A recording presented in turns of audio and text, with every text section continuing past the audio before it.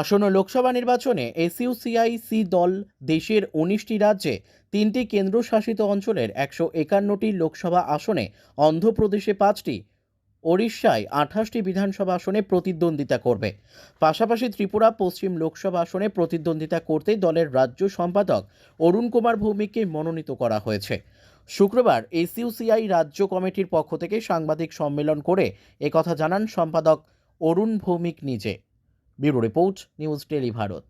নির্বাচনে আমরা প্রতিদ্বন্দ্বিতা করছি ১৯টি রাজ্য এবং 3টি কেন্দ্রশাসিত অঞ্চলে। আমরা বলেছি আমি এই কথাগুলো ১৫১ আসনে প্রতিদ্বন্দ্বিতা করছি।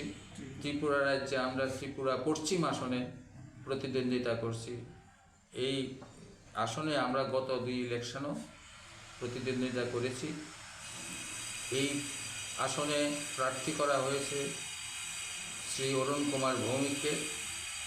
আমরা আপনাদের মাধ্যমে সমস্ত ভোটদাতা জনগণের কাছে আবেদন রাখছি, আমাদের প্রার্থীকে ভোট দিয়ে সত্যিকারের বামপন্থী আন্দোলনকে শক্তিশালী করার জন্য এসইউসিআই কমিউনিস্ট পার্টিকে শক্তিশালী করবেন এবং প্রার্থীকে জয়যুক্ত করবেন।